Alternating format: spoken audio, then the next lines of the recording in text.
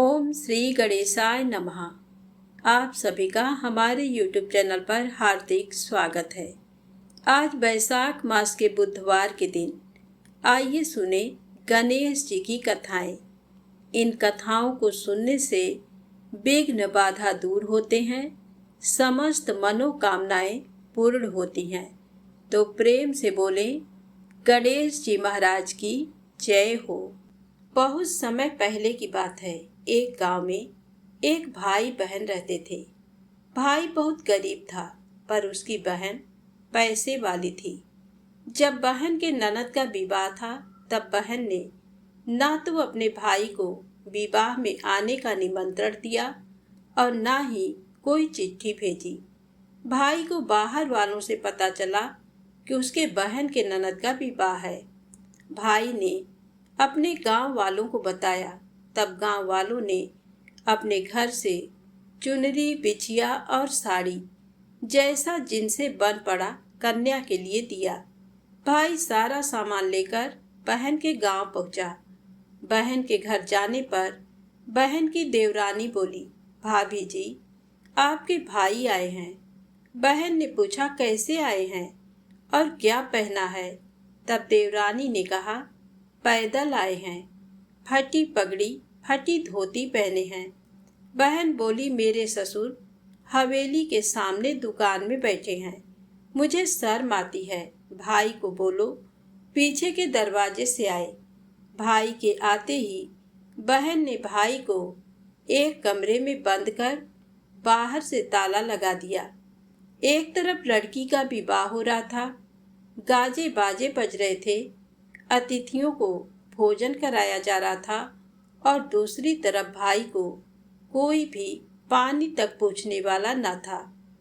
तभी भांजे की बहू को दया आई और उसने दरवाजा खोल दिया। दरवाजा खुलते ही भाई वहां से भागा। 2 दिनों के भूखे प्यासे रहने के कारण उसे चक्कर आने लगे। रास्ते में एक गणेश जी का मंदिर था, वहां जाकर गिर गया और रोते रोते गणेश भगवान को अपनी व्यथा सुनाई और बोला, हे गणेश जी महाराज, आज मेरी गरीबी के कारण से मेरी सगी बहन ने मुझे धिक्कार दिया। घर जाने पर मेरी पत्नी, मेरे बच्चे जब पूछेंगे कि विवाह से क्या मिठाई लेकर आए हैं, तो मैं क्या जवाब दूंगा? तब गणेश जी को उस पर दया आ गई और गणेश जी भगवान बोले, मेरे बगीचे से ककड़ी और तरबूज तोड़कर ले जा। तब भाई ने ककड़ी तोड़कर झोला भर लिया और अपने घर गया। घर जाते ही बच्चों ने पूछा, पिताजी, बुआ के यहाँ से हम लोगों के लिए क्या लाए हैं? झोला खोलते ही छोटे तरबूज सोने के गेंद में बदल गए। बाकी तरबूज काटे तो उनमें से हीरे मोती निकले। पत्नी बोली, आप बहन के घर से इतना कुछ क्यों लाए? आपकी बहन ने हम लोगों को बहुत ज्यादा दे दिया है। भाई ने कुछ भी जवाब नहीं दिया। गणेश भगवान की कृपा से उनके दिन बदल गए। भाई का काम धंधा जोरों से चलने लगा। धीरे धीरे गहने, कपड़े, रहने के लिए मकान बन गए। पत्नी बोली, एक बार ननद जी को बुलाकर लाओ। भाई नए कपड़े, नए जूते पहनकर रथ में बैठकर बहन को लेने गया। देवरानी बोली, भाभी जी, आपके भाई आए हैं। बहन ने पूछा, कैसे आए हैं और क्या पहना है? तब देवरानी बोली, रथ में बैठकर खूब ठाट बाट से आए हैं।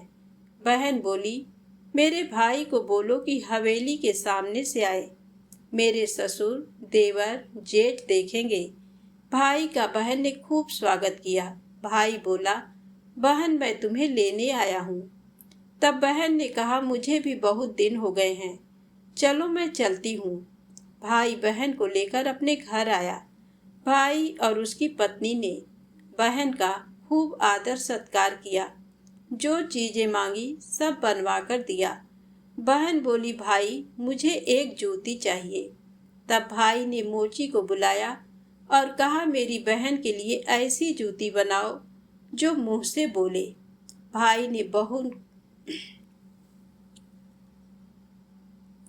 भाई ने बहन को बहुत सारा धन देकर विदा किया, पर अभी तक वह जूती नहीं आई थी। बहन रवाना होने लगी, तभी मोची जूतियां लेकर आया। बहन के जूती पहनते ही जूतियां बोली, निर्धन भाई की पैसे वाली बहन, गणेश जी का बगीचा नहीं होता तो आज क्या करती। बहन तब भाई की पत्नी से पूछा, ये कहाँ से आवाज आ रही है। तभी भाई ने कहा, सुबह का समय है, कोई जीव जंतु बोल रहे होंगे। भाई ने घोड़े गाड़ी को जल्दी जाने को कहा। बहन के जाते ही पत्नी जिद करके बैठ गई कि जूतियां क्या बोल रही थी। तब पति ने अपनी पूरी आपबीती सुनाई कि कैसे बहन ने मुझे 2 दिन भूखा रखा, कमरे में बंद कर दिया था। भांजे की बहू ने दरवाजा खोला, तब मैं बाहर आया और गणेश जी के शरण में जा पहुंचा। गणेश जी की कृपा से हमारे दिन बदले हैं। उसने अपने पत्नी को सारी बात बताई। तब पत्नी बोली, अगर मुझे मालूम होता तो मैं आपकी बहन को कुछ नहीं देती। मेरा दिया हुआ सब कुछ वापस लेकर आओ। तब पति बोला, गणेश भगवान ने हमें सब दिया है। अगर वह मुझे भूखा प्यासा कमरे में बंद नहीं करती तो मैं गणेश भगवान के मंदिर में क्यों जाता। क्या मैं गणेश जी को अपना दुखड़ा सुनाता। तुम अपना मन मैला मत करो, अपने पर तो गणेश जी की कृपा है और किस चीज की कमी है। फिर दोनों गणेश जी के आगे झुककर प्रणाम करते हैं और जयकारा लगाया। हे गणेश जी महाराज, जैसी कृपा आपने गरीब भाई पर करी, वैसे ही अपने सभी भक्तों पर अपनी कृपा बनाए रखना। तो प्रेम से बोले, गणेश जी महाराज की जय हो। अब आइए सुने गणेश जी महाराज की अगली पौराणिक कथा। एक बार देवी तुलसी विवाह हेतु वर ढूंढने के लिए तीर्थ यात्रा पर निकली थी और ढूंढते ढूंढते वह गंगा किनारे पहुंच गई। उस वक्त गणेश भगवान गंगा किनारे तप कर रहे थे। उन्हें देखते ही देवी तुलसी उन पर मोहित हो गई और उनके मन में गणेश भगवान से विवाह की इच्छा उत्पन्न हुई। फिर देवी तुलसी ने गणेश जी के पास जाकर उनका ध्यान भंग कर दिया। आंखें खोलने के बाद गणेश भगवान के सामने देवी तुलसी खड़ी थी, लेकिन सामने एक स्त्री है, इसलिए अपने क्रोध को नियंत्रण में रखकर गणेश भगवान ने पूछा, आप कौन है देवी और मेरा ध्यान भंग करने का क्या कारण है। जवाब में देवी तुलसी ने अपने परिचय के साथ गणेश जी से विवाह की बात कर ली। उत्तर में गणेश जी बोले, देवी मैं ब्रह्मचारी हूँ, उस वजह से मैं विवाह नहीं कर सकता। अपने विवाह प्रस्ताव के लिए ना सुनने के बाद देवी तुलसी क्रोधित हो गई और उन्होंने गणेश जी को श्राप दे दिया कि उनका ब्रह्मचर्य टूटेगा और उनके 2 विवाह होंगे। इस बात पर गणेश भगवान भयंकर क्रोधित हो उठे, क्योंकि एक तो वह स्त्री है, इसीलिए ध्यान भंग करने पर भी गणेश जी ने कुछ नहीं कहा और इतनी विनम्रता से बात करने पर भी उन्हें श्राप दिया गया। फिर गणेश जी ने भी देवी तुलसी को श्राप दिया कि तुम्हारा विवाह शंखचूर्ण नाम के असुर के साथ होगा। एक देवी होकर भी उनका विवाह एक राक्षस से होगा। ये जानकर देवी तुलसी विचलित हो गईं और विनायक जी से इस कठोर श्राप से मुक्ति दिलाने की क्षमा याचना करने लगी। फिर गणेश जी को तुलसी देवी पर दया आ गई। वह बोले कि मेरा श्राप तो बदल नहीं सकता, वह तो सच होकर ही रहेगा, लेकिन अगले जन्म में तुम एक पेड़ बनोगी और भगवान महाविष्णु जी को अत्यंत प्रिय होगी। उनकी पूजा में भी तुम्हारा एक महत्वपूर्ण स्थान होगा और कलयुग के इंसानों को तुम मोक्ष का मार्ग दिखाओगी। लेकिन तुमने मेरा तप भंग किया है और मुझे ब्रह्मचारी होकर भी 2 विवाह का श्राप भी दिया है, इसलिए मेरी किसी भी प्रकार की पूजा में तुम निश्चित होगी। इस प्रकार देवी तुलसी गणेश भगवान की पूजा में निषिद्ध हो गई। तो प्रेम से बोले गणेश जी महाराज की जय हो। अब आइए सुने गणेश जी के विवाह की कथा। गणेश भगवान का मुख हाथी का है और एक दांत टूटा हुआ है। इन्हीं दो कारणों की वजह से उनका विवाह नहीं हो पा रहा था। इस बात से गणेश महाराज अक्सर नाराज रहा करते थे। एक दिन एक देवता के आग्रह पर विनायक जी उसके विवाह में अपनी उपस्थिति दर्शाने गए थे। विवाह स्थल पर पहुंचने के बाद कुछ देवताओं ने मिलकर गणेश भगवान का समय पर विवाह न होने के कारण उपहास किया, जिससे गणेश जी बहुत ही अधिक नाराज हो गए। उसी दिन उन्होंने ठान लिया कि जब तक मेरा विवाह नहीं होता तब तक मैं किसी भी देवता का विवाह नहीं होने दूंगा। गणेश भगवान के पास विवाह और अन्य संदेश लाने का काम उनके प्रिय वाहन मूषक राज करते थे। अब मूषक राज जब भी किसी देवता के विवाह का समाचार लाते तब गणेश जी उसे आदेश देते और मूषक राज अपनी सेना के साथ जाकर उस विवाह के मंडप को गिराकर तहस नहस करते एवं बारातियों को भी भगा देते। इस तरह गणेश जी और मूषक राज की मिली भगत की वजह से किसी भी देवता का विवाह नहीं हो रहा था। गणपति जी के व्यवहार से तंग आकर सभी देवी देवता भगवान शिव और माता पार्वती जी के पास पहुंच गए और इस विराट समस्या का समाधान मांगने लगे। भगवान शिव और माता पार्वती ने कहा कि इसका हल तो आपको केवल ब्रह्मा देव जी के पास ही मिल सकता है। कृपा करके आप ब्रह्मलोक को जाएं। माता पार्वती और महादेव को प्रणाम करके सभी देवी देवता ब्रह्मा जी के पास प्रकट हुए। देवताओं की समस्या को ठीक से सुनने के बाद ब्रह्मा जी ने अपनी योग शक्ति से दो कन्याओं का निर्माण किया। कन्याओं का नाम था रिद्धि और सिद्धि। वह दोनों ब्रह्मा जी की मानस पुत्रियां थीं। उन्हें लेकर ब्रह्मा जी गणेश महाराज के पास गए और उनसे अपनी पुत्रियों को ज्ञान एवं शिक्षा प्रदान करने का निवेदन करने लगे। ब्रह्मा देव जी का मान रखने के लिए एक दंत भगवान ने रिद्धि और सिद्धि को शिक्षा देना आरंभ किया। फिर उस दिन के बाद से जब भी मूषक राज किसी विवाह की खबर लेकर आते हैं उस वक्त रिद्धि और सिद्धि गणेश जी को अपनी बातों में उलझाकर रखती थी। इस तरह गणेश जी का ध्यान किसी और विषय पर रहता और दूसरी तरफ देवताओं की विवाह संपन्न हो जाते। एक दिन बुद्धि के देवता भगवान गणेश जी को ये बात समझ आ गई, लेकिन उनके क्रोध में आने से पहले ही ब्रह्मा देव अपनी दोनों पुत्रियों के साथ वहां पर प्रकट हुए।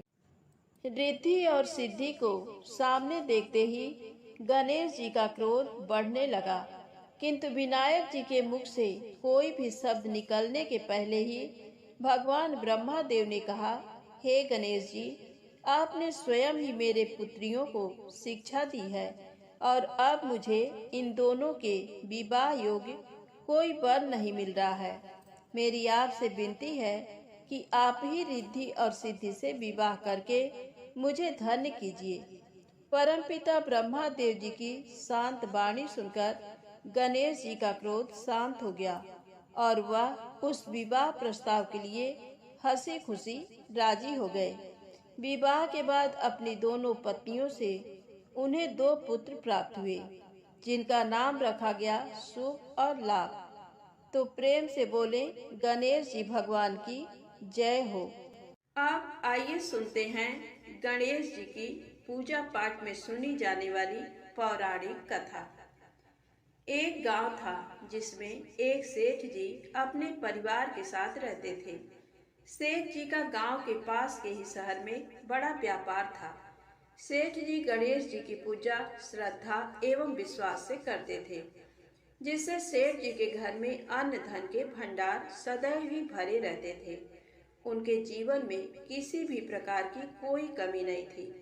नित्य प्रतिदिन नियम अनुसार रोज वो नदी पर नहाने जाते और आकर गणेश जी की पूजा करते, उन्हें भोग लगाते, फिर स्वयं भोजन करते थे।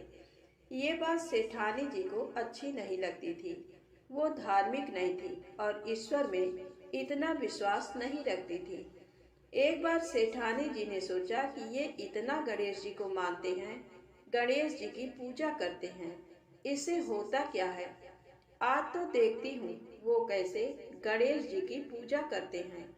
अगले दिन जब सेठ जी नदी पर नहाने जाते हैं तो सेठानी जी गणेश जी की मूर्ति को उठाकर मूर्ति को कपड़े से ढककर बगीचे में जमीन में दबा देती हैं। जब सेठ जी नदी पर से नहाकर घर आते हैं और देखते हैं कि गणेश जी की मूर्ति तो मंदिर में नहीं है, तो वो सेठानी से पूछते हैं, गणेश जी की मूर्ति मंदिर में नहीं है, कहाँ गई। तो सेठानी जी बोलती हैं, मुझे नहीं मालूम, मूर्ति को घर में बहुत ढूंढते हैं उस दिन, क्योंकि वो गणेश जी को भोग नहीं लगा पाए थे। इसके लिए सेठ जी ने अन्न जल का भी त्याग कर दिया और गणेश जी से प्रार्थना करने लगे कि हे प्रभु, लगता है आप मुझसे रुष्ट हो गए हो और कहीं चले गए हो। आप अपनी कृपा दृष्टि मुझ पर बरसाइए प्रभु, मुझे दर्शन दीजिए। सेठ जी ने मन ही मन सोचा कि अब से जब तक आप मुझे मिल नहीं जाते, मुझे दर्शन नहीं दे देते, तब तक मैं अन्न जल का त्याग करता हूँ। वो दिन पूरा निकल गया। रात्रि में सेठ जी की भक्ति से प्रसन्न होकर गणेश जी भगवान ने स्वप्न में भगवान एक छोटे से चूहे के साथ खेल रहे होते हैं और चूहे को खाने को लड्डू देते हैं। चूहा लड्डू लेकर बगीचे में जाता है और जमीन को खोदता है और लड्डू वहीं डाल देता है। अचानक सेठ जी की नींद खुल जाती है। सेठ जी बगीचे में जाते हैं और वहीं खोदते हैं जहां उन्होंने सपने में देखा था, और वहीं से उनको थोड़ी सी जमीन खोदने पर कपड़े में लिपटे हुए गणेश जी की मूर्ति मिलती है। सेठ जी गणेश जी की मूर्ति की पूजा करके उनको यथास्थान स्थापित करते हैं और सेठानी के पूछने पर सारा वृत्तांत उन्हें सच सच बताते हैं। बात को जानकर सेठानी जी को आश्चर्य होता है और सेठानी जी मन ही मन श्रद्धा एवं विश्वास से गणेश जी भगवान की भक्त बन जाती हैं और सेठ जी से कहती हैं कि मुझसे बड़ा भारी अपराध हो गया है। अब हम दोनों पति पत्नी प्रेम सहित गणेश जी भगवान की आराधना करेंगे एवं उनकी पूजा में कभी कोई कमी नहीं आने देंगे। ये सुनकर सेठ जी अत्यधिक प्रसन्न हो जाते हैं और दोनों पति पत्नी गणेश जी भगवान को धन्यवाद करते हैं। अपनी अनुकंपा सेठ सेठानी के समान ही हम सभी पर बनाए रखना। कहानी सुनने वालों पर भी, कहानी कहने वालों पर भी सभी मनोकामनाएं पूर्ण करना। प्रेम से बोलो गणेश जी महाराज की जय हो। अब आइए सुनते हैं गणेश जी की पौराणिक कथा। बहुत समय पहले की बात है। एक दिन गणेश जी धरती पर सैर कर रहे थे। सैर करते करते वह एक अनाज के खेत में पहुंच गए और भूख लगने के कारण उन्होंने उस खेत में से 12 अनाज के दाने तोड़कर खा लिए। वह खेत सेठ धनी राम जी का था। कुछ समय बाद विनायक जी को अपने किए पर पछतावा होने लगा, क्योंकि उन्होंने सेठ जी को बिना पूछे ही उनके खेत से अनाज चुरा लिया था। फिर गणेश जी ने सोचा कि अपने किए बुरे कर्म का प्रायश्चित तो करना ही पड़ेगा। इसीलिए उन्होंने सेठ जी के यहाँ 12 साल के लिए नौकरी करने की ठान ली। उसके बाद अगली ही सुबह विनायक जी 13 से 14 साल के एक लड़के का रूप लेकर नौकरी मांगने के लिए धनी राम सेठ जी के घर पहुँचे और उन्होंने सेठ जी को अपना नाम गणेशा बताया। विनायक भगवान की बुद्धिमानी की परीक्षा लेने के बाद सेठ जी ने खुशी खुशी नौकरी भी दे दी। अब गणेश भगवान एक सामान्य मनुष्य के रूप में सेठ जी के ही घर पर रहने लगे।